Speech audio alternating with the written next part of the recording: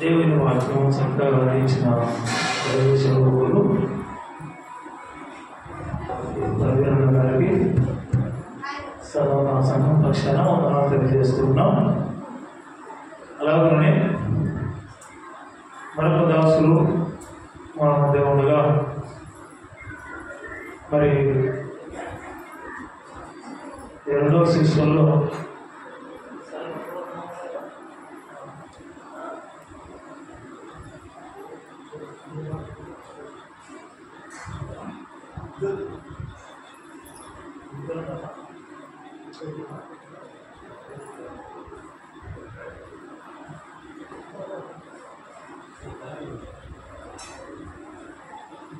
పిల్లలు మరి దేవుని దాసులు వాక్యం చెప్పి ముందుగా మన మధ్యలో ఉన్న సోదరుల నుంచి వచ్చిన బర్నబాస్ గారు ప్రార్థన చేయాలని ప్రభుపేట మనవి చేస్తూ ఉన్నాం. ఆ మీదట మరి దేవుని దాసులు అశోక్ కుమార్ గారు మనకు వాక్యం అందిస్తారు. మనం చక్కగా విని ఆత్మీయమైన మేలు పొందాలని ప్రభుపేట మనవి చేస్తూ ఉన్నాం.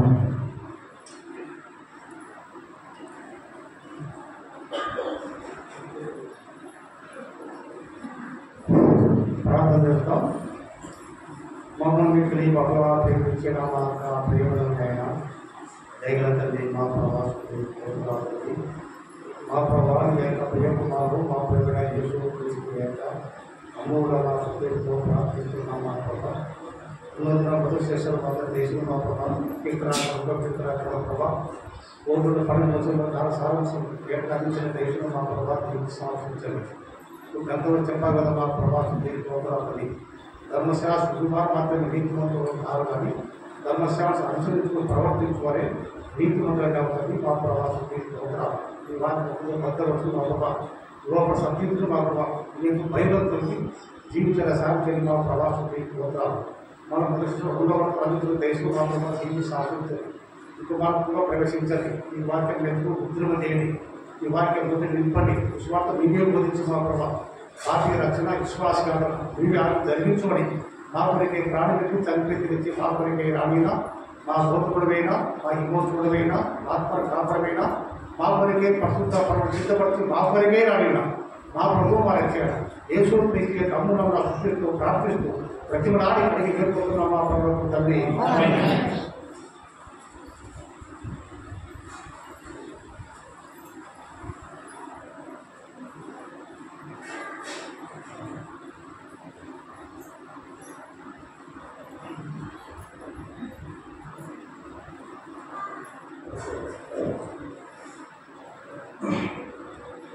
ప్రభువులు ప్రియమైన సహోదరి సహోదరుడా, మహోన్నతుడు మహాగణుడు మన రక్షకుడైన దేవునికి మొదటిగా స్తోత్రములు చెల్లిస్తున్నాను.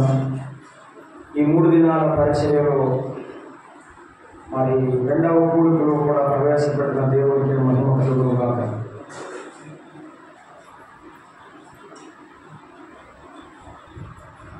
అలాగే ప్రేమతో ఆహ్వానించి మరి అల్పమైన నాకు ఈ మధ్య వాక్య పరిచయం చేసేటువంటి ఈ యొక్క అవకాశము అనుగ్రహించిన స్థానిక సంఘ పెద్దలు, ప్రియులు, దేవుని దాసులు విజయరాజు గారికి, ఇప్పుడున్న సంఘం అందరికీ ప్రేమవందనాలు తెలియజేస్తున్నాను. నిన్నటి దినాన మనము యోహోను 3వ పత్రికలో మనం ప్రారంభం చేయడానికి ప్రయత్నం చేశాం. మరలా అవే మాటలు మనం ఈవేళ చదువుకుందాం. చూడండి, యోహోను రాసిన 3వ పత్రిక, భక్తుడైన యోహోను రాసిన 3వ పత్రిక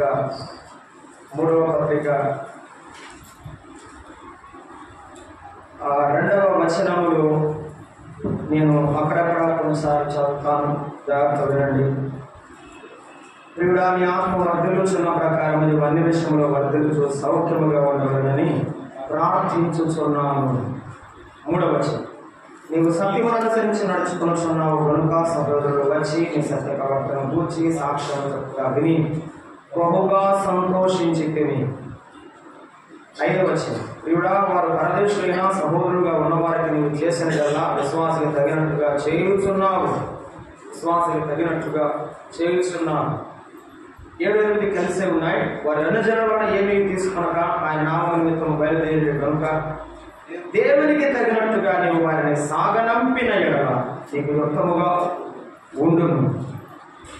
మనము సత్యమునకు సహాయం ఉంటూ అటు వారికి ఉపకారం చేయ బద్దులమై ఉన్నాము. 12వ వచనం, దేమేత్రియు అందరి వలన సత్యం వలన మంచి సాక్ష్యము పొందినవాడు, మేము కూడా అతనికి సాక్ష్యం ఇచ్చుచున్నాము. మా సాక్ష్యం సత్యమని నీవు ఎరుగుదువు. చదవబడిన లేఖన భాగంలో దేవుడు దీవించి మనకు చక్కగా పనిచేయించినట్లుగా ఆత్మ సహాయం కూడా ప్రార్థించేద్దాం. మహిమగల మా దేవ, స్తోత్రాలు అయిన తండ్రి, మీకు స్తోత్రములు. ఇంత కనుక మీ దాసును నిలిపి అందించిన మీ శ్రేష్టమైన వాక్కులను బట్టి స్తోత్రములు. ప్రతి మాటలో మమ్మల్ని తాకుతున్నందుకు వందనాలు. కుమారుని ముద్దు పెట్టుకుని మా ముద్దు ఎటువంటిదో ఎరిగిన దేవుడు, మా ప్రేమ ఎటువంటిది ఎరిగిన వాడు తండ్రి, మీకు స్తోత్రములు చెల్లిస్తున్నాను. మీ లేఖనానుసారముగా మేము మీ సన్నిధిలో మిమ్మల్ని హత్తుకున్నట్టుకు సహాయం చేయాలి. మీ వాక్యమును మేము చదువుకున్నాము నాయన. చిన్నవాడును అల్పుడను నిష్ప్రయోజకుడు మరుగుపరచండి. మేమందరము కూడా మీ వైపు చూస్తున్నాము నాయన. మీరు మాట్లాడితే వినాలని ఇష్టపడుతున్నాము, ఆశపడుచు ఆశ గల ప్రతి ప్రాణి యొక్క జీవి యొక్క కోరికలను తృప్తిపరచు దేవా. మీ వాక్యంతో మమ్మల్ని నింపుమని పంపుమని. మీ నామములకు మహిమ, స్థానిక సంఘానికి క్షేమం, ఆత్మీయ జీవితాలకు ఆనందము కలిగించు. ప్రార్థన చేస్తాం. మమ్మల్ని జీవింపచే, మమ్మల్ని సరిచే, మమ్మల్ని గద్దించి మీరే మాట్లాడుతుండగా సాగిలపడి నమస్కరించడకు ప్రతి హృదయం వచ్చుటకు సహాయం చేయండి. యేసు ప్రభువు నామమున ప్రార్థన చేస్తున్నాము తండ్రి, ఆమేన్. యోహాను భక్తుడు యోహాను సువార్త రాశాడు. యోహాను 3 పత్రికలు రాశాడు. ప్రవచన గ్రంథమైన ప్రకటన గ్రంథము రాశాడు. యోహాను సువార్తలో యేసు ప్రభువు ఎంత ప్రేమ స్వరూపో, ఆయన ఎంత దైవ కుమారుడు ఆయన గురించి రాస్తూ వచ్చాడు. తన గురించి రాసేటప్పుడల్లా ఒక మాట రాసుకున్నాడు. యేసు రొమ్మున ఆనుకున్నవాడు. శిష్యుడు అని రాసుకోలేదు. ఆయన రొమ్మున ఆనుకుంటాను నేను, ఆయన మనసుకు హత్తుకొని జీవిస్తాను నేను అనే భావనతో ఆయన రాస్తూ వచ్చాడు. యోహాను భక్తుడు ఎఫెసీ సంఘములో కొంతకాలం సేవ చేశాడని చరిత్ర చెప్పుచున్నది. చిన్న ఆసియాలో ఉన్న ఎఫెసీలో ఆయన సేవ చేసిన వాడు. చాలా మంది ఆయనను వెంబడించిన వారు కూడా సేవ చేశారని చెప్తూ ఉంటారు. ఆయన పరిచర్య చేసినటువంటి ఆ ప్రాంతంలోనే ఆయన గాయి అనేటువంటి ఒక దేవుని దాసునికి ఉత్తరం రాశాడు. ఇది 3వ పత్రిక. నిన్నటి దినాన మనము నేరుగా ఆ పత్రికలో ఉన్న విషయాలను గురించి వెళ్ళాము. కానీ నేను ఉపోద్ఘాతం చెప్పాలని చెప్పాను. 4 వ్యక్తులను గురించి మనము ఈ మీటింగ్లో ధ్యానం చేయాలని ఇష్టపడ్డాము. దేవుడు నాకు ఇచ్చిన తలంపును మీతో పంచుకోవాలనుకున్నాను. మొదటి వ్యక్తిని గురించి అది యోహాను, శిష్యుడైన యోహాను. కానీ ఇక్కడ నేను ప్రియమైన పెద్దను అని పరిచయం చేసుకున్నాను. కాబట్టి దేవునికి సంఘమునకు ఇష్టమైన పెద్ద అని మనం ఆలోచన చేయడానికి ప్రయత్నం చేస్తాం. ఆ ప్రియమైనటువంటి శిష్యుడు గాయి, ప్రియమైన సంచార సువార్థికుడు దేవేంద్రి, ప్రియము కానీ ఇష్టము లేని లేక దేవుని పనిని పాడు చేయవాడు దియోత్రఫేతు. మనం ఎవరమో మనం ఆలోచన చేసుకుంటున్నాం. మనం పరీక్ష చేసుకోవడమే అది చాలా ఆశీర్వాదకరమైనది. నేను మన సంఘాల్లో బైబిల్ మాత్రమే చెప్తారు. గట్టిగా హల్లెలూయా అని అరవరు. ఎందుకంటే నిద్రపోయి లేకపోతే మా వాళ్ళు కాదు. నిద్రపోయే వాళ్ళకి 200, వినే వాళ్ళకి ప్రభునామం. కాబట్టి అక్కడ 2 రూమ్లు ఉన్నాయి, ఫ్యాన్ ఉంది, ఖాళీగా ఉంది, కొనుక్కోవచ్చు. కానీ ఇక్కడ ఉంటే బైబిల్ ఉంది. సారీ నన్నేమనుకోవద్దు, అయ్యారు నా మీద బాగుంది. సంఘంలో ఏ వ్యక్తి అయినా మన పనులన్నీ మన కార్యక్రమాలన్నీ పక్కన పెట్టి ఇక్కడికి ఎందుకు వచ్చాం? నిద్రపోవడం. ఏమైనా తల్లి నిద్రపోవడం.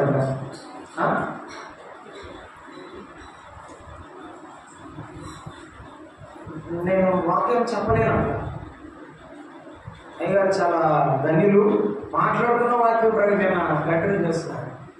నేను నా వల్ల కాదు.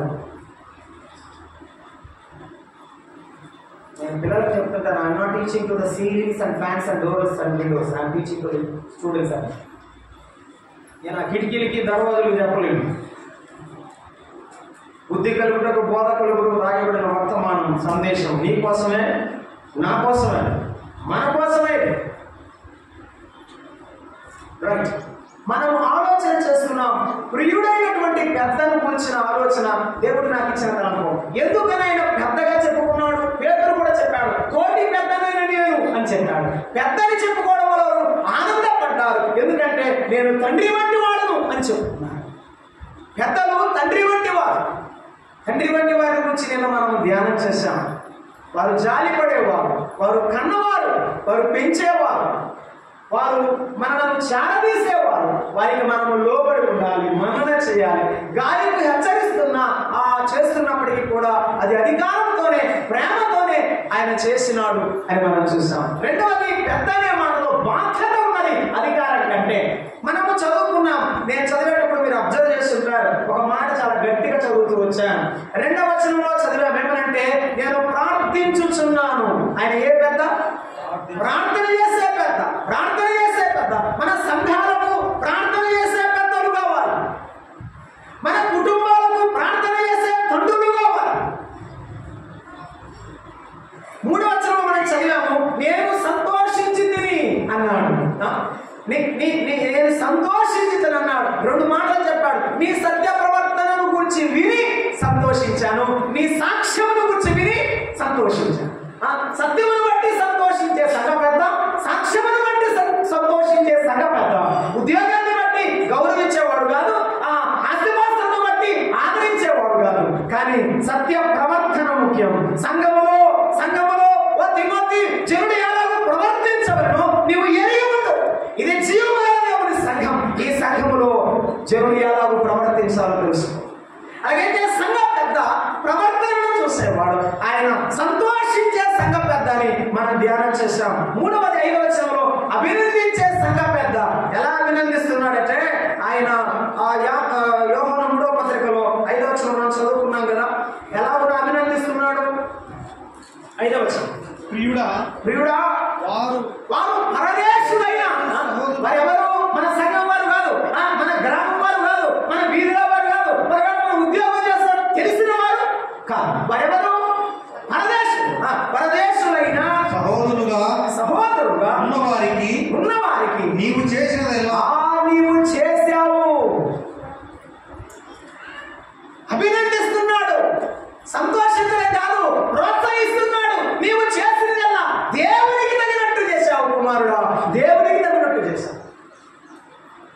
సంఘ పెద్దల ఆనందం అదే. సంఘం అభివృద్ధి చెందుతుంటే, ఆధ్యాత్మికంగా బలపడుతుంటే వారు ఆనందిస్తారు, వారు అభినందిస్తారు, వారు ప్రోత్సహిస్తారు. ఈ సంఘ పెద్ద ప్రోత్సహించడం నువ్వు అనుభవించావా? నీ సంఘ పెద్ద నీ దగ్గరకు వచ్చి నిన్ను ప్రోత్సహించి బాగా పాడుతున్నావు, బాగా పాడు, ప్రభువును స్తుతిస్తున్నావు, స్వార్థ ప్రకటిస్తున్నావు, ఇంకా చేయమని ప్రోత్సహించడం నువ్వు అనుభవించావు.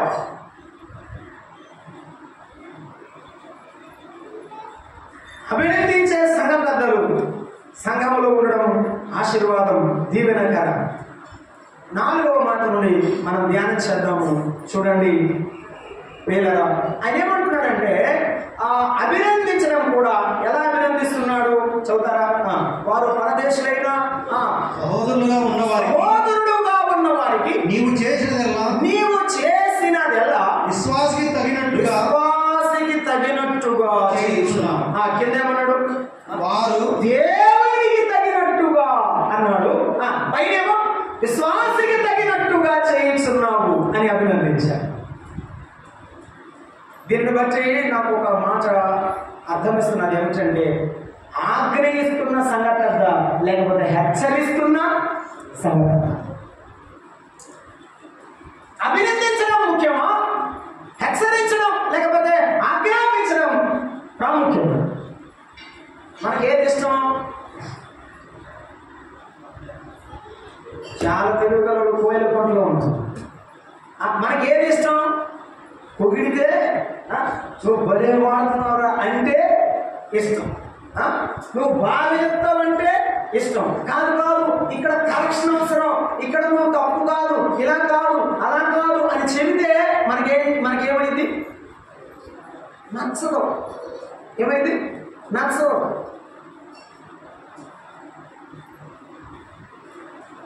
కీర్తన గ్రంథం 19వ అధ్యాయం 11వ వచనాన్ని మనం చూస్తున్నాం.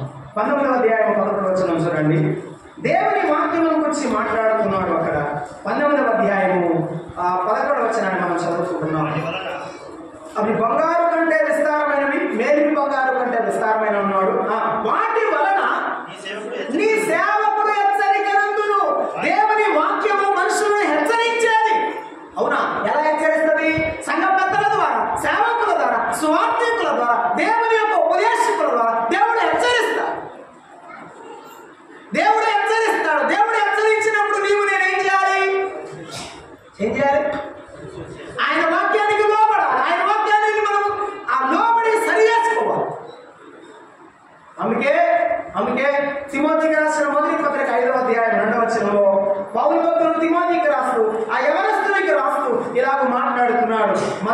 మొదటి పత్రిక 5వ అధ్యాయము 2వ వచనంలో మనం చదువుకుంటున్నాము. ఏమని? ఎవరిని హెచ్చరించాలి? ఎవరిని హెచ్చరించాలి? ఎవరిని హెచ్చరిస్తే సంఘంలో బాగుంటుందో చెప్తున్నాడు. ఏమని? మొదటి వచనం, వృద్ధుని గద్దింపక తండ్రిగా భావించి అతని హెచ్చరించము. ఎవరిని హెచ్చరించాలి? వృద్ధులైనా వారిని తండ్రులుగా భావించి హెచ్చరించాలి.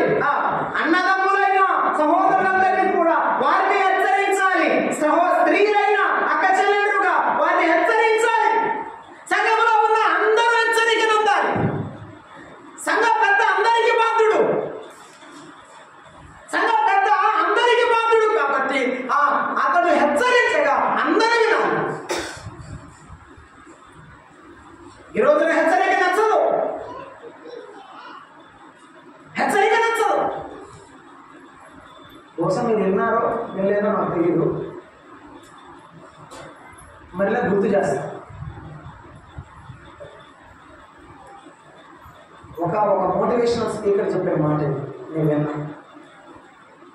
మరట 20 ఏళ్ళ కుర్రపిల్లవాడు యవనస్తున్నాడట. తండ్రి చెప్పాడట, ఆ ఫ్యాన్ ఆపు, ఈ లైట్ ఆపు, పొద్దునే లేవగానే లైట్ ఆపు, ఫ్యాన్ ఆపు తెలియదా అంటే అనుకున్నాడట. మా నాన్న ఎప్పుడు చూసిన నన్నే చెప్పాడు. ఆయనకి నేనే కనపడతాను అనుకున్నాడు. ఓ 10 ఏళ్ళు వచ్చిన తర్వాత ఈ మాత్రం చదువుకున్నా, ఏమైనా పూర్తిగా చక్కగా చదువుకొని పాస్ అవ్వలేవా? ఊర్లో వాళ్ళందరూ ఫెయిల్ అయిపోయారు. నాన్న నా గురించి చెబుతున్నావు అన్నాడు. కానీ నాన్న చెప్పినట్టు నాన్న చాలా కఠినమైన వాడు. అందరూ ఫెయిల్ అయ్యారు కదా, నేను కూడా ఫెయిల్ అయ్యాను కదా, ఎందుకు చెప్తున్నాడు నాకు? నాకే ఎందుకు చెప్పాలి అనుకున్నాను. మొత్తం ఇంటిలో ఎక్కడ వెళ్ళినా ప్రతిసారి లేటుగా ఎందుకు వచ్చావు అని అడిగాడు. అబ్బో లేటుగా వెళ్తే నాన్న తిడతాడని ఇంటికి పెందలాడి వచ్చావు. ఒకరోజు ఆ యవనస్తుని ఇంటర్వ్యూకి పిలిచాడు. గేటు బయటికి తీయగానే ఎవరు లేరు. ఆడ ల్యాండ్ ఉందండి, అంటే గ్రీన్ గ్రాస్ అంటారు, గడ్డి ఉందన్నమాట. ఆ పచ్చిక, ఆ పచ్చిక మీద నీళ్లు పోతున్నాయి. ట్యాప్ పడేసింది. దాన్ని పోతా ఆ ట్యాప్ గబగబా పోయి మోటార్ ఆపాడు.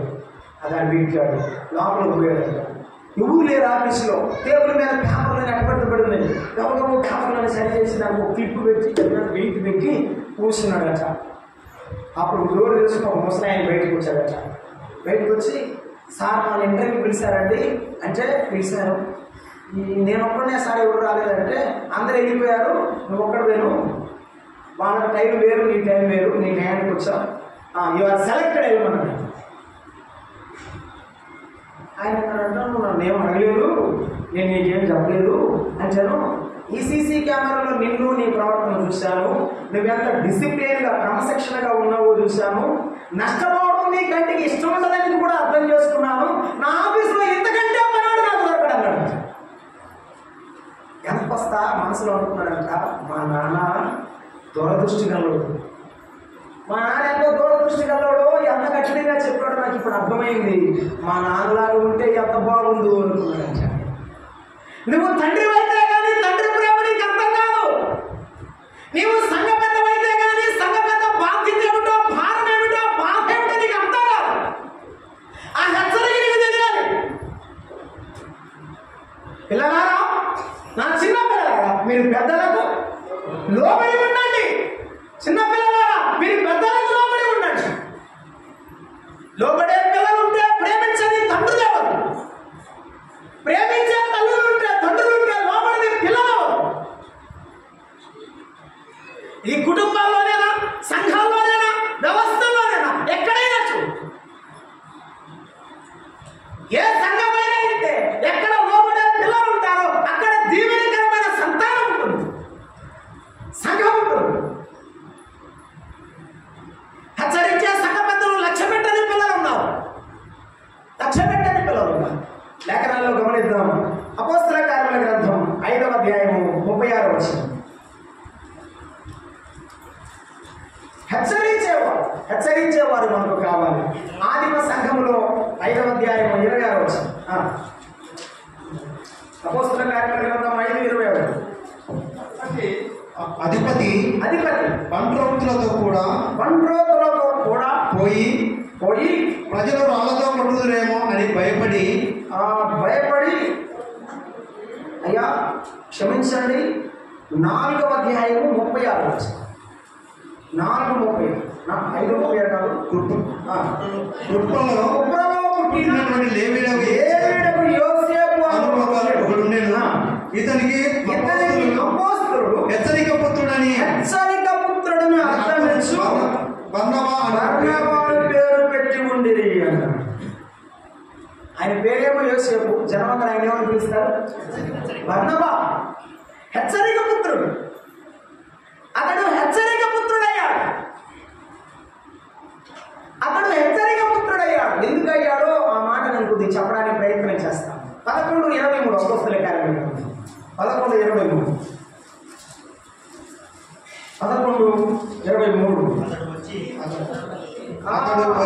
అతడు సంఘంలోనికి వచ్చాడు.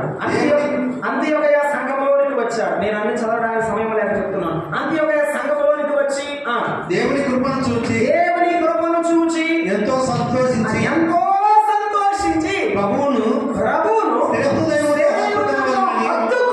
అందరినీ హెచ్చరించను. పేరేమో హెచ్చరిక పుత్రుడు, చేసేదంతా హెచ్చరికే. కొంతమందికి శాంతం అనే పేరు ఉంటుంది, ఆమె ఎప్పుడు గడబడి చేస్తారు సంఘం. బర్నబా పేరుకు తగ్గట్టుగా ఆ ప్రభువును హత్తుకోవాలని హెచ్చరిస్తున్నాడు. సంఘములో హెచ్చరించేవారు మనకు కావాలి. సంఘములో మనకు హెచ్చరించేవారు కావాలి. అపోస్తల కార్యాల గ్రంథం 9వ అధ్యాయంలో పౌలు భక్తుని యొక్క గొప్ప మార్పును మనం చూస్తాం. అతడు దేవుని సంఘాన్ని హింసిస్తూ ఉండడానికి బయలుదేరాడు. ఆ దమస్కు మార్గములో ఉన్నాడు. ఆ ఎర్రని ఎండలో యవనస్తుడుగా, ధనవంతుడుగా, అధికారమును తన చేత పట్టుకున్నవాడుగా వెళుతూ ఉండగా దేవుడు ఆకాశం నుండి సౌలా సౌలా నీవేళ నన్ను హింసిస్తున్నావు అని పిలిచినప్పుడు అతడు ఆ వెలుగును చూడలేక అలాగే నేల మీద బోరలుగా పడిపోయాడు. ఆ కళ్ళు పోగొట్టుకున్నాడు. అక్కడే ఏడుస్తున్నాడు. ప్రభువా నీవెవరు? నాకు తెలియలేదని కేకలు వేస్తుంటే దేవుడు చెప్పారు, ఏమని? నీవు హింసించుచున్నా యేసును అని చెప్పాడు. ఆ తర్వాత ప్రభు అని చెప్పాడు, నీవు నాకు సాధనమే ఉంటావు, ఇక్కడ నుంచి లేచి వెళ్ళు. అననీయ వస్తాడు, ఇక్కడే ఉండు. నీవు అతడు వచ్చి ప్రార్థన చేసిన తర్వాత నీకు కళ్ళు వస్తాయి, వెళ్ళమని దేవుడు చెప్పాడు. రైట్. ఇలా జరిగితే అక్కడ ఏం చేస్తున్నాడంటే పౌలు, ఆ సౌలుగా మార్చబడిన పౌలు మోకాళ్ళ మీద ఏం చేస్తున్నాడు? ప్రార్థన చేస్తున్నాడు. అననీయ వచ్చి ఒక మాట అన్నాడు. అప్పుడేమో దేవుని వాక్యంతో గొడవపడ్డాడు. అననీయ వచ్చి అన్నాడు, సౌలా చెప్పడం మాట సహోదరా అన్నాడు. ఎవరిని చెప్పడానికి వచ్చాడు? వాళ్ళనే. ఎవరిని హింసించడానికి వచ్చాడు? వాళ్ళనే. వారు ఏమన్నాడు? సహోదరా అనగానే కత్తి పెట్టి పొడిచినట్టుగా ఉంది. పౌలు పూర్తిగా మారిపోయాడు. దేవుని ప్రేమ ఎలా ఉంటుందా, ఆయన పిల్లల ప్రేమ ఎలా ఉంటుందా పూర్తిగా మారిపోయాడు. 9వ అధ్యాయం 23 చదువుతారా? 21-22 వచ్చిన అపోస్తల కార్యాల గ్రంథం 9:22 మారిపోయిన వాడు వాక్యం ప్రకటిస్తున్నాడు. 9వ అధ్యాయము 22-23 అయితే సౌలు మరి ఎక్కువగా బలపడి ఈయనే క్రీస్తు అని రుజువుపరచుచు దమస్కులో యూదులను కలవరపరిచెను. ఇతడే కదా చంపింది, ఇతడే కదా స్త్రీలను పురుషులను ఈడ్చుకొని వెళ్ళింది, ఇతడ అని అనుకుంటున్నారు కానీ ఎవ్వరు కూడా సౌలును చేర్చుకున్నవారు, చెప్పండి, సౌలును చేర్చుకున్నవారు కాదు. వారికి భయం ఏంటంటే అసలు ఇతను మనం చంపడానికి వచ్చాడా, మారి స్వార్థ చెప్తున్నాడా వారికి అర్థం కాలేదు. ఈ గలిబిలి సమయంలో ఒకడు వచ్చాడండి. 26 వచ్చాడు, చదవండి. అతను యెరూషలేమునకు వచ్చి శిష్యులతో కలిసి కొనుటకు ప్రయత్నం చేశారు కానీ, అయ్యో 12 మంది శిష్యులు, అందరూ 11 మంది శిష్యుల దగ్గరికి వచ్చి కలవడానికి ప్రయత్నం చేశాను కానీ అతడు శిష్యుడని నమ్మక అందరూ అతనికి భయపడి అందరూ చేర్చుకోలేదు. ఒకడున్నాడు చేర్చుకొని ప్రేమించేవాడు. అయితే బర్నబాను దగ్గరికి తీసి అది త్రోవలో ప్రభువును చూచినని ప్రభువు అతనితో మాట్లాడనని అతడు దమస్కులో బోధించనని వారికి వివరముగా తెలియచేసాను. వారందరికీ చెప్పాడు, వారందరికీ చెప్పగా చేర్చుకున్నాడు. సంఘపతి అంటే ఆశ్రయించేవాడు కాదు, ఆదరించేవాడు కూడా, హెచ్చరించేవాడు మాత్రమే కాదు, చేరదీసేవాడు కూడా. అన్నవా చేరదీశాడు. అందుకే తర్వాత గొప్ప దైవజనుడుగా మారినవాడు పౌలు.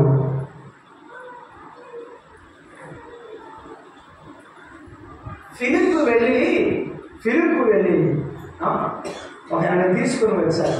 అంతే చేశాడు. దేవునికి గొప్ప సేవ చేశాడు. నీవు నేను మనమందరము ఏం చేస్తున్నాం? ఆదరించే వారముగా ఉన్నామా? హెచ్చరించే వారముగా ఉన్నామా? హెచ్చరిస్తుంటే వినకుండా వెళ్ళిపోతున్నామా? ఆనాడు భగవా చెప్పిన మాట సంఘమంతా విన్నది. శిష్యులందరూ విన్నారు. మనము కూడా అంతే. స్థానిక సంఘములో దేవుని ఆత్మ మాట్లాడుతుండగా శరీరాన్ని పక్కన పెట్టి ఆయన మాటకు చెవినిద్దాం, ఆయన మాటకు లోబడతాం, హెచ్చరించినప్పుడు లోబడతాం. ఇంత మాట చెప్తే విన్నారు, చేర్చుకున్నారు. పౌలు అంటాడు గలతీయులకు రాసిన 3వ అధ్యాయం మొదటి వచనం, ఓ అవివేకులైన గలతీయులారా, మిమ్మల్ని ఎవరు పెట్టెను? మీరు బాగుగా పరిగెత్తుచుంటది కాదా? మిమ్మల్ని ఎవడు అడ్డగించను అన్నాడు. చేర్చుకోమంటే చేర్చుకుంటామయ్యా, భోజనం పెట్టమంటే భోజనం పెడతామయ్యా. ఇదేంటంటే ఈయన పెద్ద కొత్త బాధ కూడా ఏం లేదు. మా దగ్గరకు వచ్చి మా తప్పులను చెబుతున్నాడే. అవునమ్మా, నేను సరి చేసుకోవడానికి ఏది ఉంది, నువ్వు సరి చేసుకోవడానికే ఇది ఉంది. కొంతమంది ఏమంటారంటే సంఘసభ్యులు వేసి వార్తలు చెప్తుంటే ఈరోజు నేనే దొరికాను అన్నకి. ఎవరు? నేను అప్పుడు పక్కన నేను అవ్వగలను. ఎవరు దొరికావు? నేనే దొరికానా? అసలు ఈ వాక్యం అంతా నా కోసమే చెప్పాడు. అవును, నీ కోసమే, అయితే సరి చేసుకో. అవును, ఇది నా కోసమే, అయితే నేను బాగుపడడానికి యేసయ్య పాదాలు పట్టుకోవాలి. మార్పు చెందడానికి ఈ వాక్యం. హెచ్చరించినప్పుడు వినకుండా ఉంటే ప్రయోజనం. హెచ్చరించకుండా సంఘ పెద్దలు ఉండలేరు. ఎందుకు? హెబ్రీ పత్రిక 12వ అధ్యాయం 6వ వచనం. ఎందుకు వారు హెచ్చరించకుండా ఉండలేరు? హెబ్రీ పత్రిక 12వ అధ్యాయం 6వ వచనం. మీకు వాక్యము బోధించి అయ్యా 12 వాడు ఆయన 12 6వ వచనం. ప్రభువు చేయు శిక్షను తృణీకరించకము. ఆయన నిన్ను గద్దించినప్పుడు విశ్వాసము. అమ్మా, దేవుడి వాక్యం ద్వారా దేవుడు గద్దిస్తుంటే అనుకోవద్దు, అయ్యా నిజమే ప్రభువా, నేను అలా ఉన్నాను కనుకనే ఇప్పటి వరకు నీ దీవెన పొందలేకపోయాను. నేను మార్చుకుంటా ప్రభువా, నేను దిద్దుకుంటా, నేను మార్చుకుంటా ప్రభువా. నీవు దాసుని ద్వారా మాట్లాడుతున్నావు, నాలో ఈ చిన్న పొరపాటు ఉంది, నేను మార్చుకుంటా. అయితే మార్చుకుంటా. దేవుడు ఎందుకు కనికరిస్తాడు? అమ్మా, అక్కడ ఏమన్నాడు? గద్దించును, ప్రభువు ప్రేమించిన వారిని శిక్షించి. అయ్యో, నీకు అర్థమైందా? సంగతి దేవుడు కొలుస్తున్నాడు. నువ్వంటే ఆయనకి ఇష్టం, అందుకే చెప్తున్నాడు. నువ్వంటే ఆయనకి ఇష్టం, అందుకే చెప్తున్నాడు. అమ్మా, నేను స్వార్థ చెప్తే నమ్ముకుంది ఇట్లా అయిపోతుంది అని ఆయన గుండె పగిలి బాధపడుతూ చెప్తున్నాడు. స్వార్థ ప్రకటిస్తే నమ్ముకున్నారు, విశ్వాసంగా కొంతకాలం బతికారు, ఇప్పుడు లోకంలోకి వెళ్ళిపోతున్నారని బాధపడుతూ ఏడుస్తూ చెప్తున్నాడు. వినకుండా చెడిపోతావో, పాడైపోతావో, దెబ్బతింటావో నీ ఇష్టం. తాను ప్రేమించు కుమారుని ఏం చేస్తాడు ఆయన? శిక్షించి తాను స్వీకరించు ప్రతి కుమారుని దండిస్తాడు అని కుమారులతో సంభాషించినట్లు నీతో సంభాషించు. ఆయన హెచ్చరికను మరిచింది. ఆయన హెచ్చరిక చేస్తున్నాడు. ఆయన శిక్షను నీవు మర్చిపోవద్దు, తృణీకరించవద్దు. అయ్యా, నాకు ఈ శ్రమ వచ్చిందంటే నేను తప్పిపోయాను, నన్ను క్షమించయ్యా, నేను మళ్ళా నీ దారిలోనికి వస్తాను. ఆయన హెచ్చరికలందు సంఘ పెద్దలు హెచ్చరించేవారు కనుక హెచ్చరించే సంఘ పెద్దలు మనకు ముఖ్యం. అవును, బర్నబా హెచ్చరించేవాడు. అంతేకాక సంఘమును హెచ్చరించాడు. ఆది సంఘమైన యెరూషలేములో సంఘమును హెచ్చరించి సౌలును చేర్చుకున్నట్టుగా మనం జ్ఞాపకం చేసుకుంటున్నాం. మనం మన జీవితాల్లో హెచ్చరిక పొందేటప్పుడు లోబడదాం. ప్రభు శిక్షకు మనము ముందుకు సాగిపడదాం. రెండో మాట చూద్దాం. యోహాను 3వ పత్రిక 5వ వచనం. ప్రియుడా ప్రియుడా, వారు పరదేశులైనను సహోదరులుగా ఉన్న వారికి నీవు చేసినదెల్లా విశ్వాసికి తగినట్టుగా చేయుచున్నావు అన్నాడు. రెండవది దేవునికి తగినట్టుగా అన్నాడు. 7వ వచనం మధ్యలో దేవునికి తగినట్టుగా నీకు ఉత్తముగా ఉంది. దేవునికి తగినట్టుగా అంటే దేవునికి ఎలాగో చేస్తావో అలా చెయ్యి అని ఆగ్రహిస్తున్నాడు. మనము జత పరివారమని ఆగ్రహిస్తున్నాడు. మనం ఎవరమని ఆగ్రహిస్తున్నాడు? జత పరివారం. అంటే అర్థం ఏమిటి తెలుసా? ఆ సంఘ పెద్ద నిన్ను సమానంగా ఎంచుతున్నాడు. గుర్తించుకో. నువ్వు చిన్నోడు అనుకోవట్లే, ఆయన నువ్వేదో కొద్దివాడు అనుకోవడంలా, నీకు వరం లేదు అనుకోవడంలా, నిన్ను గద్దిస్తున్నాడంటే నిన్ను ప్రేమిస్తున్నాడని అర్థం. నిన్ను తనకు సమానంగా ఎంచుకొని ఆ విధంగా హెచ్చరిస్తున్నాడని అర్థం. నేను ఒక మాట చెబుతాను. ఆ ఊరిని చూడకుండా ఉంటే నేను చెబుతున్నాను. నువ్వు మాట చెప్తా. మరి సంఘ పెద్ద చెప్తే ఒక ఆయన ఉన్నాడు, ఆయనకి నేనంటే లోకువండి అన్నాడు. ఏమన్నాడు? ఆయనకి నేనంటే లోకువండి, నా ఏదో తప్పులు ఎదగడానికి ప్రయత్నం చేస్తాడు అన్నాడు. ఆ మరుసటి రోజు వచ్చి అయ్యో అబ్బాయి ఏంటయ్యా ఇస్తున్నాడు అని అన్నాడు ఒక సహోదరుడు. ఆ సహోదరుడు ఆయన అన్నాడు పిల్లోడి అన్న అదేం తెలియదు అన్నాడు అని అన్నాడు. అసలు నా మాట ఇంటే కదయ్యా అన్నాడు. అని నాకు మొట్టమొదటి నుంచి పుట్టిన దగ్గర నుంచి నా మాట లేదు అన్నాడు. ఊరిని కొడుకునమ్మా ఏమన్నాడు? కొడుకు అట పుట్టిన దగ్గర నుంచి మన మాట పెట్టలేదంట. సంఘ పెద్ద అంటే ఏమన్నాడు? అందుకే మిమ్మల్ని తెలుగుగలవాళ్ళు. సంఘ పెద్ద హెచ్చరిస్తానేమో ఆయనకి నేను లోపు అన్నాడు. కొడుకులో పడకపోతే ఏమంటాడు? అసలు నా మాట చేయాలండి అన్నాడు. అంటే నా దగ్గరకు వస్తేనేమో ఒకరు ఎవరి దగ్గర అయితే మరో ఉందా? అలాగైతే బాగుపడలేవు, అలాగైతే నీవు హెచ్చరింపబడలేవు, నీవు ఆదరింపబడలేవు, సంఘంలో మేలు పొందలేవు. సంఘ పెద్ద హెచ్చరించేవాడు దేవుడు తన వాక్యము ద్వారా హెచ్చరిస్తున్నాడు. 7వ వచనాన్ని చదువుతున్నాను. 11వ వచనం క్షమించండి. ఉన్న అధ్యాయము యోహాను పత్రిక. ప్రియుడా చెడు కార్యమును కాక మంచి కార్యమును అనుసరించినట్టు నడుచుకొనుము. మేలు చేయువాడు దేవుని సంబంధి, కీడు చేయువాడు దేవుని చూచిన వాడు కాదు. సంఘ పెద్ద ఒక మార్గదర్శకుడు, నీకు దారి చూపిస్తాడు. మంచి కార్యం చేయమని ఎందుకు చెప్తున్నాడు? అతడు ఒక మాదిరికరమైన సంఘ పెద్ద మార్గం చూపించేవాడు కాబట్టి చెప్తున్నాడు. అందుకే అన్నాడు హెబ్రీ పత్రిక 13వ అధ్యాయం 7వ వచనంలో, ఇప్పుడు చదవండి 13వ అధ్యాయము 7వ వచనం. ఎందుకు మాదిరికరమైన వాడు, ఎలా మాదిరికరమైన వాడు చూస్తున్నాడు? మీకు దేవుని వాక్యము బోధించి మీ పైన నాయకులుగా ఉన్న వారిని జ్ఞాపకం చేసుకోండి. వారి ప్రవర్తన ఫలమును శ్రద్ధగా గ్రహించాలి. ఎన్నేళ్ళైనా ప్రార్థనా పరులు ఎవరో, భక్తి పరులు ఎవరో గ్రహించకపోతే నష్టపోతావు. మీ పైన నాయకులుగా ఉన్న వారిని మీరు తలచుకోండి. వారు మార్గదర్శకమైన వారు, వారి మాదిరి జీవితాన్ని అనుసరించండి, వారు చెప్పే దేవుని వాక్యం వినండి. ఎందుకంటే వారి మీ పైన ఉన్న నాయకులు దేవుడు మీకు ఇచ్చిన సంఘ పెద్దలు. హెబ్రీ పత్రిక అక్కడే 11వ అధ్యాయం 17వ వచనం, 13-17 అక్కడే. మీ పైన నాయకులుగా ఉన్నవారు లెక్క ఒప్పజెప్పవలసిన వారై ఏం చెప్పాలి?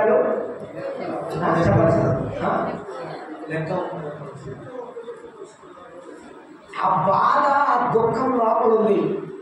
ఈ గొర్రెలను ఏసై ఇచ్చాడు, రేపు వచ్చి నన్ను అడిగితే నేనేం చేయాలి? నా సొమ్ము పోయినా పర్వాలేదు, నా ఆరోగ్యం పోయినా పర్వాలేదు, సంఘంలో ఉన్న బిడ్డలందరూ బాగుండాలని తపన పడేవాడు సంఘ పెద్ద. నేను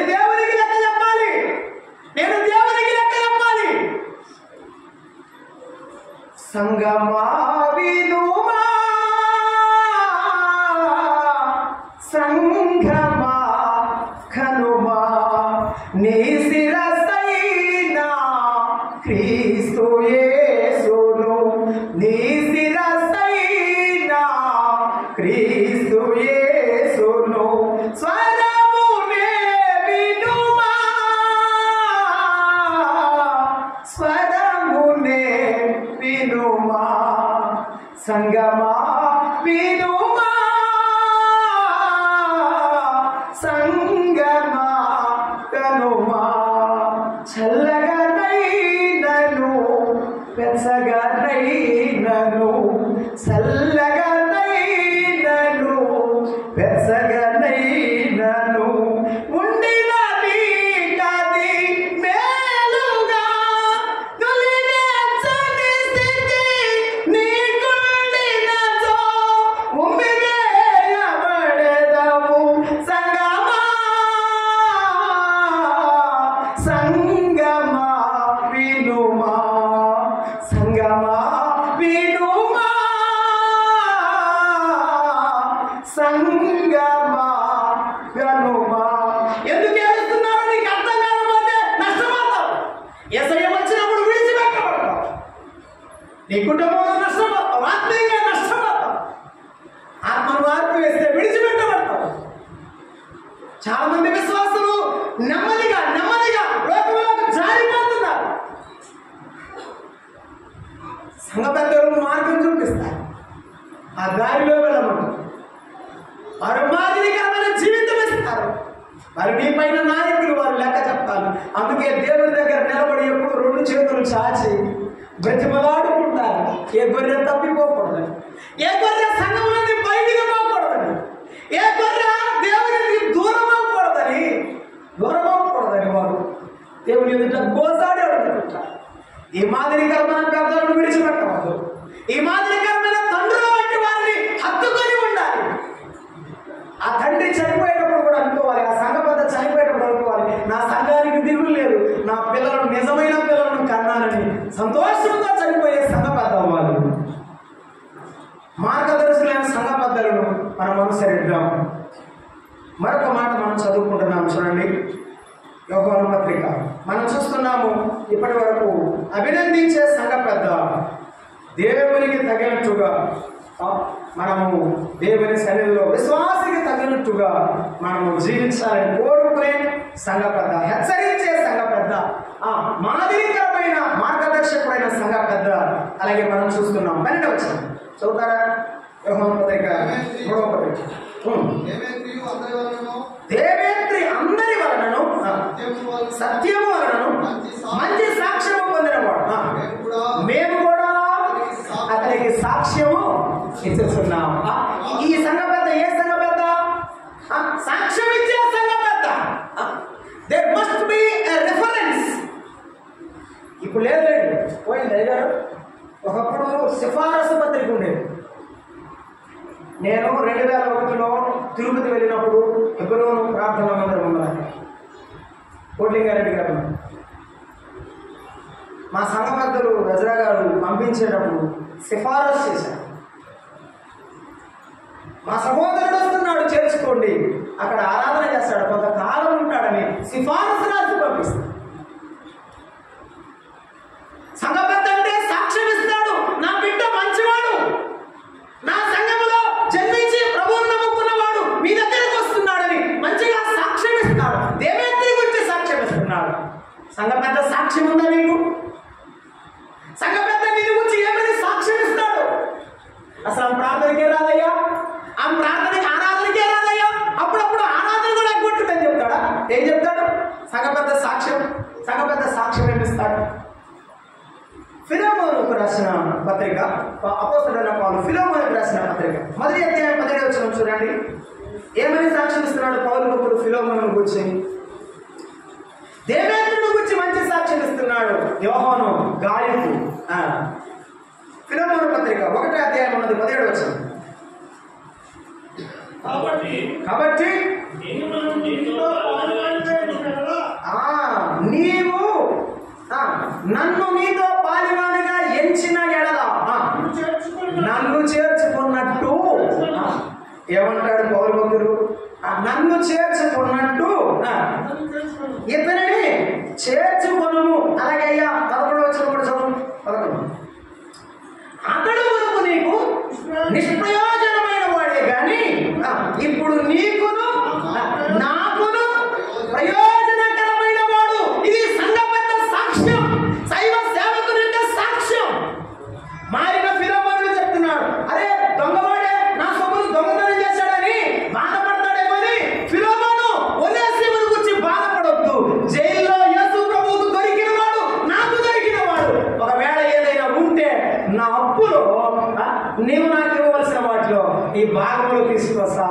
ఫిలోమోను మాత్రం క్షమించి వదిలిపెట్టాడు. కడుపులో తీసి పెట్టమంటారు చూడండి, కడుపులో తీసి పెట్టమంటారు. సంఘ పెద్దలు అంటే అట్లాంటి వాళ్ళు వారి ప్రేమను, వారి త్యాగాన్ని మర్చిపోవద్దు. వారు సాక్ష్యం ఇస్తున్నారు. పౌలు భక్తుడు ఒనేసిమును గురించి సాక్ష్యం ఇస్తున్నాడు ఫిలోముకు. నన్ను ఎలా చేర్చుకున్నావో, ఎంత ఘనపరిచావో, ఎంత గౌరవించావో, ఎంత ఆదరించావో, అలాగే ఒనేసిమును కూడా చెప్పాలా, చిన్నవాడని మీ దగ్గర నుండి పారిపోయాడని గతాన్ని గుర్తుపెట్టుకోకుండా సమస్తాన్ని మర్చిపోయి ఏం చేయాలి? ఒనేసిమును చేర్చుకో. ఒనేసిమును గురించి సాక్ష్యం ఇస్తున్నాడు. మరొక మాట పౌలు భక్తుడు మరొకరి గురించి సాక్ష్యం ఇచ్చాడు. కొలస్సీ పత్రిక 4వ అధ్యాయం 10వ వచనం. అయ్యా బర్నబా గారు, మనిద్దరం దేవుని సేవకు వెళదాం అని వారు నిర్ణయించుకున్నారు. సంఘం నిర్ణయించింది.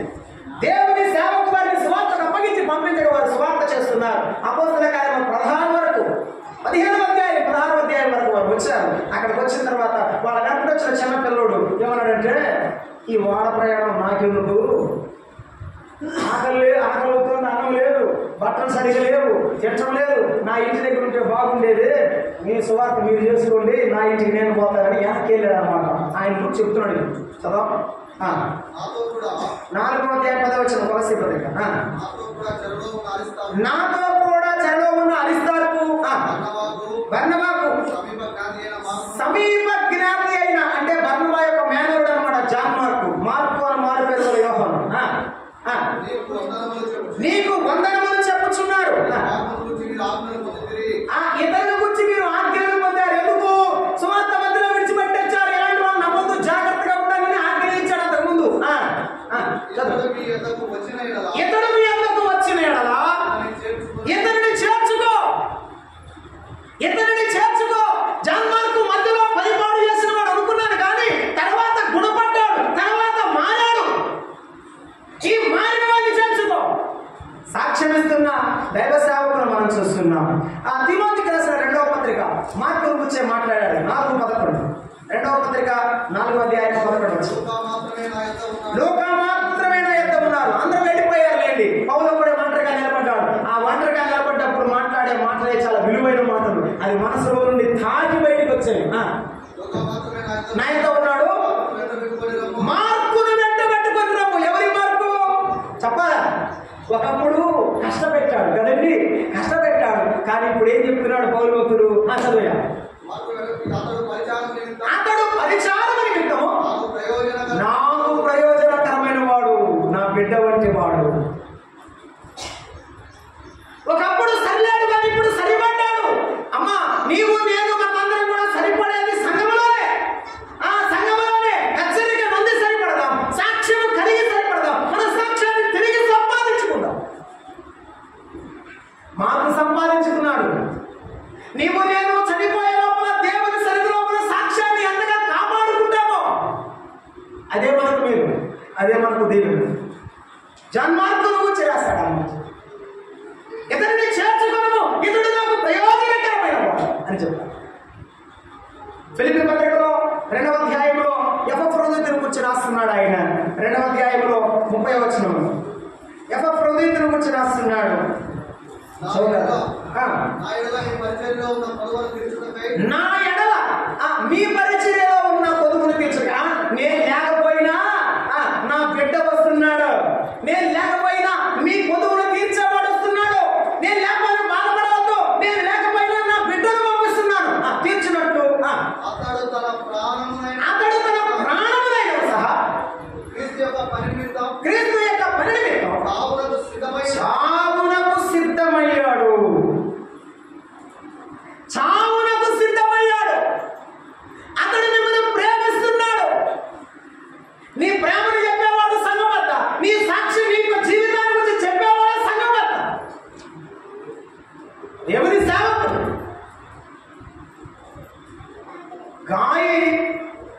గాయని చెప్తున్నాడు. దేవేంద్రి మంచి సాక్ష్యం గలవాడని చెప్తున్నాడు. సంఘంలో ఇట్లాంటి పెద్దలు ఉంటే సంఘము సమతుల్యంగా ఉంటుంది, సమతూకంగా ఉంటుంది.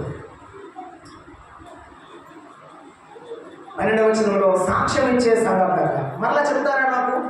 అభినందించే సంఘ పెద్ద, మొదటి నుంచి ప్రార్థన చేసే సంఘ పెద్ద, సంతోషించే సంఘ పెద్ద, అభినందించే సంఘ పెద్ద, ఆజ్ఞాపించే లేక హెచ్చరించే సంఘ పెద్ద, మార్గదర్శకుడైన సంఘ పెద్ద, అలాగే సాక్ష్యమిచ్చే సంఘ పెద్ద. మరొకమాట 14 వచ్చింది యోహాను 3వ పత్రిక. అప్పుడు ముఖాముఖిగా మాట్లాడుకునేదను నీకు సమాధానము కలుగును గాక.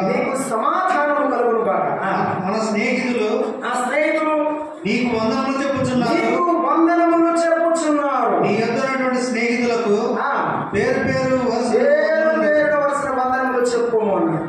13 చివరిలో అన్నాడు, శీఘ్రముగా నిన్ను చూడ నిరీక్షించుచున్నాడు అన్నాడు. ఈ యొక్క పెద్ద తన దగ్గర నమ్ముకున్న తన బిడ్డలను చూడాలని ఆశపడుతున్నాడు. సంఘ పెద్ద చాలాసార్లు కొన్ని సంఘాల్లో గృహదర్శనాలు ఏముండవు తలకాయ రోగం లేదు, ఏం చేస్తాను మరి తప్పదు. ఏముండాలి సంఘాలు ఏముండాలి అని మీరు చెప్పాలన్నా, మనం సేవ చేస్తున్నాం కూడా చెప్పాల్సింది. ఏముండాలి? గృహాలు దర్శించాలి. ఆదివారం వాక్యం చెప్పి పంపాము, మధ్యలో క్రమకుడుకులు వచ్చేవాడు వస్తుంటారు, విజ్ఞాపనం వచ్చేవాడు వస్తుంటారు. మరి రానున్న సంగతి ఏమిటి? అలా రాకుండా రాకుండా రాకుండా 4 నెలల తర్వాత అదృశ్యమైపోతారు, ఆ ప్లేస్ ఖాళీ ఉంటుంది. ఎందుకు? సాతానుడు ఎక్కడ పట్టుకున్నాడు, నువ్వు పరామర్శించలేదు. ఆ గొర్రె తీక్కుడిపోయిందో లేకపోతే ఇరుక్కుడిపోయిందో నీకు తెలియలేదు. ఇతను ఏమంటున్నాడంటే, నేను వారిని చూడ నిరీక్షించుచున్నాను. ఆశగల పెద్ద తన బిడ్డలను జాగ్రత్తగా చూసేవాడు, వారిని చూడకుండా ఉండలేనివాడు.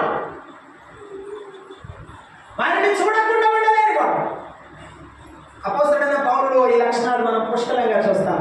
రోమపత్రిక 15వ అధ్యాయం 23వ వచనంలో చూడండి. రోమపత్రిక 15వ అధ్యాయం 23వ వచనం. 15-23 చదువుకున్నాం. 22-23 కలిసే ఉన్నాయి. ఈ హేతువు చేతను మీ యొద్దకు రాకుండా నాకు అనేక పర్యాయములు రావాలనుకుంటున్నా, ఏదో ఒక ఆటంకం కలుగుతుంది. మిమ్మల్ని చూడాలనుకుంటున్నా, ఏదో ఒక ఆటంకం ఏర్పడుతుంది. అయినా ఇప్పుడైతే ఈ ప్రదేశంలో నేను ఇక సంచరించవలసిన మార్గము లేదు కనుక అనేక సంవత్సరముల నుండి మీ యొద్దకు రావాలని అపేక్ష కలిగి ఉన్నాము. చివరిలో మొదటి మీ సహవాసం వల్ల కొంతమటుకు సంతృప్తి పొంది మీ చేత అక్కడ నుండి సాగనంపబడుతుందని నిరీక్షించుచున్నాను. ఆ పిల్లలను చూడాలనే ఆశ, ఆ రోమాలో ఉన్న దేవుని పిల్లలను చూడాలనే ఆశ తప్పన చూడాలి. సంఘంలో ఇటువంటి ప్రేమ ఉండాలి. పెద్దలకు దేవుని పిల్లలకు మధ్య, సేవకులకు దేవుని పిల్లలకు మధ్య ఇటువంటి అనురాగం ఉండాలి. ఈ పూట అన్న రాలేదేమి, ఈ పూట అక్క రాలేదేమి, వారు సంఘానికి ఆరాధన రాలేదు, వాక్య జ్ఞాన కూడిక రాలేదు, ఆ విజ్ఞాపనకు రాలేదేమని ఆ విచారణ ఉండాలి. అది వారి మీద ప్రేమను తెలియజేస్తుంది, వారిని చూడాలనేది మమకారాన్ని తెలియజేస్తుంది. పౌలు భక్తుడు అంటాడు, నేను వస్తాను, మీ సహవాసం వల్ల సంతృప్తి చెందుతాను.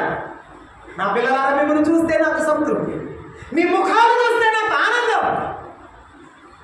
ఎప్పుడు మనం చెప్తాం, మరి అదే మాసంలో కానీ ఎప్పుడైనా శాలన అయ్యారంటారా, నేను చూసి శానాలైంది అంటాం. ఎవరిని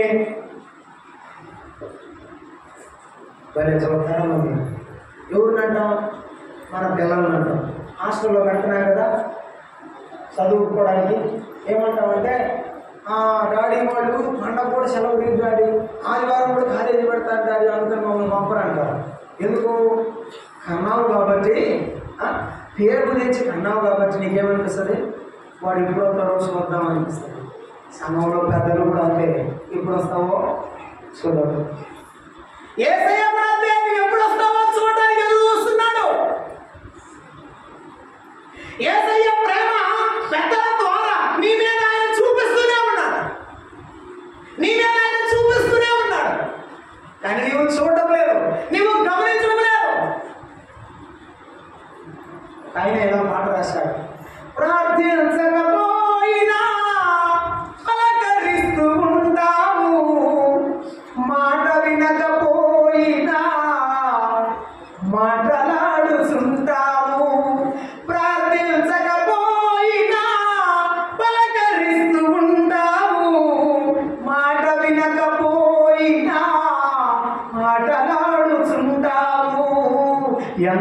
ప్రేమ నాపై నీకు యేసయ్యా, ఎంత జాలి నాపై నీకు యేసయ్యా, ఎంత ప్రేమ నాపై నీకు యేసయ్యా, ఎంత జాలి నాపై నీకు యేసయ్యా, నేనంటే నీకెందుకు ఈ ప్రేమ, నన్ను వీడిపోవెందుకు, నా ప్రాణమైన నీవు, ప్రాణమా నా ప్రాణమా. నువ్వు పలకకపోయినా పిలిచి పిలిచి పలకరిస్తున్నాడు ఆ సంఘ పెద్ద. బతకలేక కాదు, యేసుక్రీస్తుని బట్టి నేను ప్రేమించి నీ కుటుంబం అంతా దేవుని నమ్ముకున్నారని జారిపోతారని, నాలుగు ఆత్మలు పోతాయని దుఃఖపడుతూ నిన్ను చూడాలనుకుంటా, నీ కొరకు ఎప్పుడు తపనపడుతుంటా. అటువంటి పెద్దలను ఊరుకో, అటువంటి పెద్దలను విడిచిపోవద్దు, అటువంటి సంఘాన్ని విడిచిపో. చివర అన్నతో నేను మాట్లాడుతున్నప్పుడు చెప్పాను, ఒక సహోదరుడు సంఘానికి వచ్చి చెప్పాడు ఏమనంటే, అయ్యా సంఘ పెద్ద గారు, ఈ నెల దశమ భాగం నేను తెరమేద వాక్యం చెప్పాను పంపించాను. నేను ఎందుకు బ్రదర్ అని అడిగితేను, మా అబ్బాయి పుట్టినరోజు కేకు పంపాడు అన్నాడు. మా అబ్బాయి పుట్టినరోజుకి కేకు పంపాడు అంటే దశమ భాగం అడ్డు పంపాడు అన్నాడు. కేకు కోసం, బ్యానర్ కోసం, ఫోటో కోసం, మాట కోసం నీ జీవితంలో నువ్వు ఎవరిని సరైన వ్యక్తులను పోగొట్టుకుంటావని జాగ్రత్త. పోగొట్టుకో. జాన్ మార్క్ పోగొట్టుకున్నది అర్థమైంది కాబట్టి మళ్ళా తిరిగి వచ్చాడు. ఏం పోగొట్టుకున్నాడో అర్థమైంది. పౌలు సహవాసం ఏంటో, బర్నబా సహవాసం ఏంటో పౌలు జాన్ మార్క్ అర్థమైంది వచ్చాడు. ఇవి కూడా అర్థమైందా?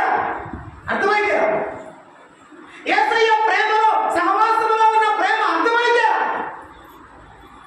ఇదే పెద్ద సాక్ష్యం ఇస్తాడు, ఇదే పెద్ద మార్గదర్శకుడుగా ఉంటాడు, ఇదే పెద్ద నిన్ను చూడక ఉండలేదు. మాట్లాడాడు, ముఖాముఖిగా నీతో నేను మాట్లాడుకుంటున్నాను, సిరాతో రాయాలని నాకు మనసు లేదు. నీ దగ్గరకు వస్తా, నా కుమారుడా నిన్ను చూస్తాను, నిన్ను చూడాలని నా మనసంతా ఉంది. వృద్ధుడైపోయాను, బలహీనుడయ్యాను, పైకి లేవలేను, ఒకవేళ చనిపోతానేమో, నిన్ను చూసి చనిపోతాను. ఆహా, ఆ కుమారుడు ఎంత ధన్యుడు, అటువంటి తండ్రి ఉండడం, అటువంటి సంఘ పెద్ద ఉండడం, ఆ యొక్క సహోదరుడు ఎంత ధన్యుడు, నీవెంత ధన్యుడు. ఇటువంటి పెద్దలు సంఘానికి ఉన్నారు. తమ జీవితంలో ఆరోగ్యాన్ని గురించి కానీ, సొమ్ముని గురించి కానీ ఆలోచన చేయకుండా కష్టపడుతున్న సంఘ పెద్దలు మర్చిపోవద్దు. ఆఖరి వచనం చెప్పి నేను ముందుకు సాగిపోతాను. ఆఖరి వచనం చదువుతాం, 14 వచనం. శీఘ్రముగా నిన్ను చూడ నిరీక్షిస్తున్నాను. అప్పుడు ముఖాముఖిగా మాట్లాడుకుందును. ఏంటయ్యా సౌండ్ తగ్గింది? చదువు. ముఖాముఖిగా మాట్లాడుకునేదా, నీకు సమాధానం కలుగు. మాట్లాడు, నేను మాట్లాడతా. నువ్వు మాట్లాడితే వినాలనుకుంటున్నా, నేను నీతో కొనేదో చెప్పాలనుకుంటున్నా. ఇది ఇది ఇది ఇద్దరి స్నేహితుల మధ్య ఉండే బంధం లాంటిది. పెద్దల మధ్య పెరిగే బిడ్డ ఎట్లుంటాడంటే స్నేహితుడుగా పెరుగుతాడు. సంఘ పెద్దల మధ్య, సేవకుల మధ్య పెరిగే బిడ్డ ఎలా ఉంటాడంటే వారి హృదయంలో అంతరంగి కూడా అవుతాడు.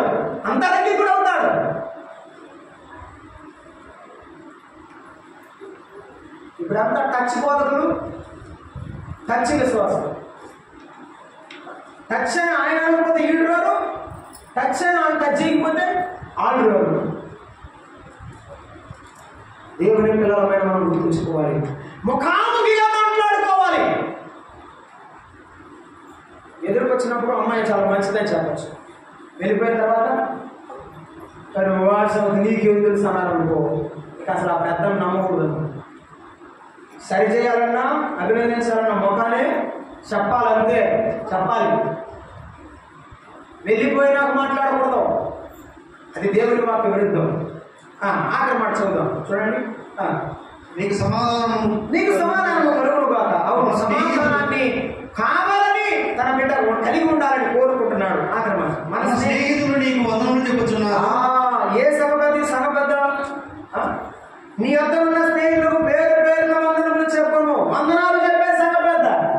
అవి నేను ముగిస్తా, అయిపోయింది. ఆఖరి మాట, ఏ సగబద్ది సగబద్ద చెప్పాలి. ఏ సగబద్ద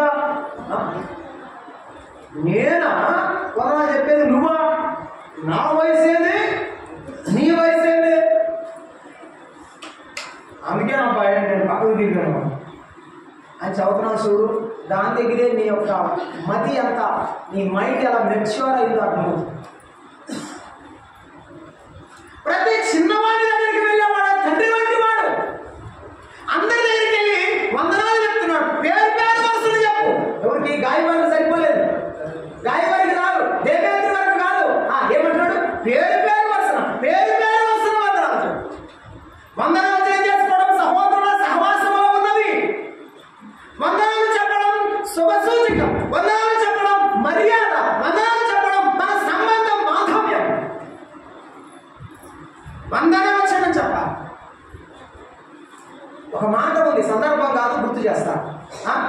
నీ వందనవచనం వినగానే నా గర్భంలోని శిశువు ఆ కంతులు వేస్తున్నావు.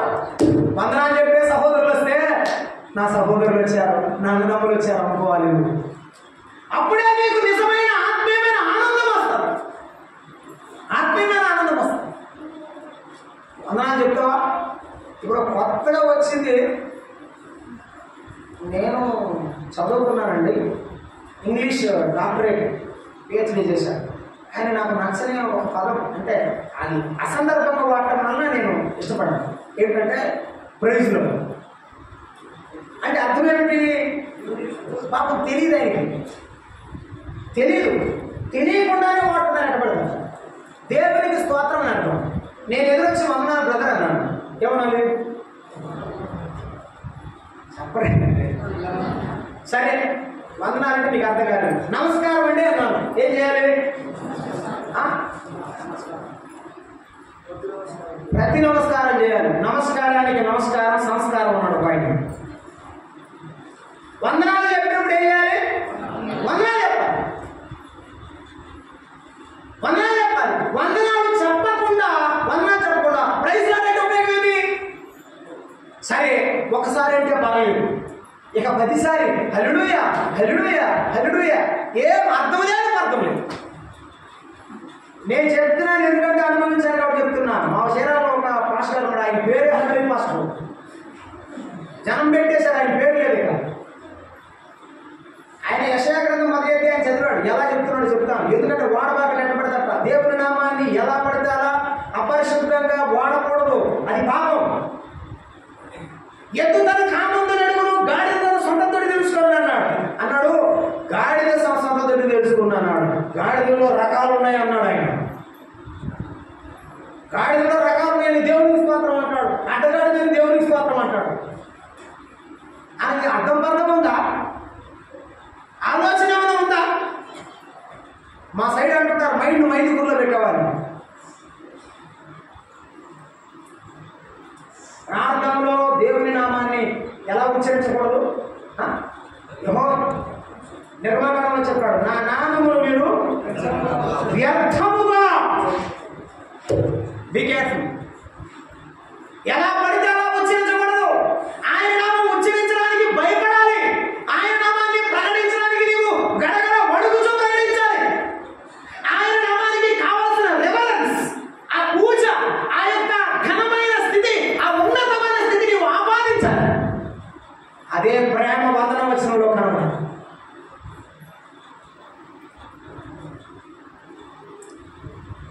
అలవాటు చేద్దాం మన పిల్లలకు, అలవాటు చేద్దాం మన సంఘ సభ్యులకు. పౌలు ఏ పత్రిక రాసినా ఏం చేస్తాడు? వందనవచనం రాస్తాడు, వందనవచనం రాస్తాడు. మన ప్రభు యేసుక్రీస్తు వారు కూడా ఆ తల్లి అక్కడికి వెళ్ళగానే వందనవచనం చేసిందట. గర్భంలో శిశువు గంతులు. మన పిల్లలు వందనాలు చెప్పినప్పుడు సంతోషించాలి, ఆనందముగా ఉండాలి. సహోదరుల సహవాసంలో ఇదే ఆనందం, ఇదే ఆనందం ఉండాలి. నేను ప్రార్థన చేసే ముందు మిమ్మల్ని అడుగుతాను, సంఘ పెద్ద యొక్క బాధ్యతలు అనే మాట మనం యోహాను 3వ పత్రికలో ముగించాం. నాకు చెప్పండి, 1 సంఘ పెద్ద ఎలా ఉండాలి? ప్రార్థన చేసేవాడు ఉండాలి. 2 సంఘ పెద్ద సంతోషించేవాడు ఉండాలి. 3 సంఘ పెద్ద అభినందించేవాడు ఉండాలి. 4 సంఘ పెద్ద హెచ్చరించేవాడు ఉండాలి. 5 సంఘ పెద్ద మార్గదర్శకుడై ఉండాలి. మాదిరి చూపేవాడై ఉండాలి. 6 సంఘ పెద్ద చెప్పండి సాక్ష్యం ఇచ్చేవాడై ఉండాలి. తర్వాత 7 సంఘ పెద్ద తన పిల్లలను ఎల్లప్పుడూ చూసుకునేవాడై ఉండాలి. ముఖాముఖిగా మాట్లాడుకునేవాడై ఉండాలి. 8 సంఘ పెద్ద వందన వచనం చేసేవాడై సంఘ పెద్ద లక్షణాలు ఇలా ఉండాలి. ఒకవేళ నువ్వు కూడా మా 10 ఇళ్ళు నన్ను సంఘ పెద్ద చేస్తారో లేదని ఒక ఆయన కత్తి పెట్టాడు. నేను నిజమయ్యేది నేను 23 ఏళ్ళే దేవుడు నమ్ముకోని కత్తి పెట్టాడు. చేస్తారా చెయ్యండి, లేకపోతే రేపు పోతా, మా ఇళ్ళని పోతాయి. ఏం చేశారు? సంఘంలో కూర్చొని అయ్యా ఎట్లా వచ్చి తగలబెట్టండి అని ఏం చేశారు? సంఘ పెద్ద చేశారు. ఇప్పుడు ప్రేమిస్తాడా? ఇప్పుడు సంతోషిస్తాడా? ఆదరిస్తాడా? ఇక సంఘ పెద్దకి ఏమన్నా తెలుసా? కంటే కదా కడుపు తీపి, పెంచితే కదా పెంచిన మమకారం. కాబట్టి ప్రియమైన మిత్రులారా అర్థం చేసుకుందాం, మనకు ఇటువంటి సంఘ పెద్దలు కావాలి. ఈనాడు సంఘాలు కన్నీటితో ప్రార్థన చేయాలి. పెద్దలు వృద్ధుల వంటి వారు దాటిపోయే కాలం వచ్చింది. దాటిపోయిన వారు దాటిపోయారు, దాటిపోతున్న వారు ఇంకా దాటిపోతున్నారు. సంఘంలో నమ్మకమైన పెద్దలు కావాలి. సంఘం కొరకు ప్రాణం ఇచ్చే పెద్దలు కావాలి. ప్రార్థన చేయండి. నిద్రపోతున్నారు సంఘాలు. ప్రార్థన చేద్దాం తాడవచ్చు, ప్రార్థన చేద్దాం తాడవచ్చు. అయ్యా అమ్మ, నిన్ను ప్రేమించే తండ్రి వంటి వారు నీకు కావాలి కదా. సంఘమును కూర్చిన ఆలోచన చింతగలిగే తండ్రి వంటి పెద్దలు కావాలి. ప్రార్థన చేద్దాం. ఒకవేళ పెద్దరికం నీవు పెద్ద అధ్యక్ష పదవి నువ్వు కోరుకుంటున్నావేమో, అలా ఉన్నవారు ఆలోచన చేసుకో. నీ పిల్లలైతే ప్రేమిస్తావు, వారి భుజాలు వేసుకుంటావు, వారిని హత్తుకుంటావు, వారి కోసం కష్టపడతావు. సంఘం కోసం ఎప్పుడైనా ప్రార్థన చేస్తున్నావు, కష్టపడుతున్నావు, పెద్దవే కానీ ప్రాణం వేయడానికి ఇష్టపడుతున్నావు. నీ కొరకు ప్రాణం ఇచ్చిన యేసయ్య రాబోతున్నాడు. నా గొర్రెలు నీకు అప్పగించాను, ఏం చేస్తావంటే ఏం చెప్తావు? నా బిడ్డలు నీకు అప్పగించాను, ఏం చేస్తావంటే ఏం చెప్తావు? అవ్వా ఒక్క మీనా తీసుకొని ఏం చేయలేకపోయాను, భూమిలో పాతి పెట్టానని చెప్తావు. 3 మీనాలు సంపాదించానని చెప్తావు. 5 మీనాలు సంపాదించానని చెప్తావు. ఏం చెప్తావు? నువ్వు అర్థం చేసుకో. ఈ మధ్యాహ్నం ప్రభువు నిన్ను నన్ను ప్రశ్నిస్తున్నాడు. ప్రభువా, ఇప్పటి నుండి నీ కోసం నే కష్టపడతానయ్యా. ఇప్పటి నుండి నీ కోసం నే కష్టపడతానయ్యా. నాకున్నవన్నీ నీ పనిలో వాడనిస్తానయ్యా. నాకున్నవన్నీ నీ పనిలో వాడనిస్తానయ్యా. ఏం చేశానయ్యా నీ కోసం ఈ బ్రతుకునిచ్చావని, ఏం మోసానయ్యా నీ కోసం నీవు నన్ను చూసావని. ఒక్కరినైనా ఒక ఆత్మనైనా రక్షించాలా, నీకై వెలిగించాలా. ఒక్కరినైనా ఒక ఆత్మనైనా రక్షించాలా, నీకై వెలిగించాలా. యేసయ్య కొరకు ఏం చేశావు?